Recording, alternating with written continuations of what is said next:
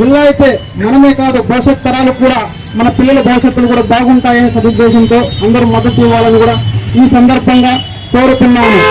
నేను ఈరోజు ఈ 4వ రోజు కార్యాచరణకు నేను కూడా వచ్చి నా బృందం తరఫున సంపూర్ణ మద్దతు తెలుపుతున్నాను. తదుపరి కూడా ప్రతి ఒక్కరూ కుల సంఘాలు అయితేనేమి ఇతరత్రైతేనేమి మనము మన వైపు మన సహకారం మనం అందిస్తే వాళ్ళు ఇంకా ముందుకు పోతారని ఈ సందర్భంగా నేను విన్నవించుకుంటున్నాను. నేను ఆంధ్రప్రదేశ్ ఎరకల సేవా సంఘం రాష్ట్ర జాయింట్ సెక్రటరీ, నా పేరు సూరి. సౌలభ్యం ఉంది. ముఖ్యంగా ప్రభుత్వానికి ఆర్థిక లోటును తగ్గించేటువంటి పరిస్థితి ఇక్కడ ఎమ్మెల్యేలో ఉంది. 100 ఎకరాల 1000 ఎకరాల ప్రభుత్వ భూములు గతంలో నిర్మితమైనటువంటి కార్యాలయాలు కూడా ఉన్నాయి. వాటిని వాడుకుంటే పర్వాలేదు.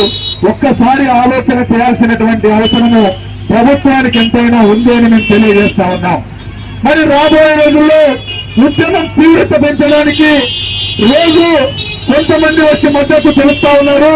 స్వచ్ఛందంగా సంఘటితమై ప్రతి ఒక్కరు కూడా ముందుకు కదలాల్సినటువంటి సమయము ఆసన్నమైంది.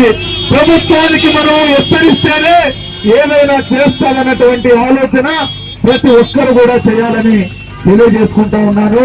మరి ఇక్కడికి మన యొక్క జేఏసీకి మద్దతు తెలిపి ఎమ్మెగనూరు జిల్లా చేయాలనేటువంటి సంకల్పంతో విచ్చేసినటువంటి మద్దతుతో విచ్చేసినటువంటి ఆంధ్రప్రదేశ్ ఎరుకుల సేవా సంఘాలు జాయింట్ సెక్రటరీ అయినటువంటి సూరన్న గారు ప్రసంగించవలసిందిగా మనస్ఫూర్తిగా కోరుకుంటున్నాము.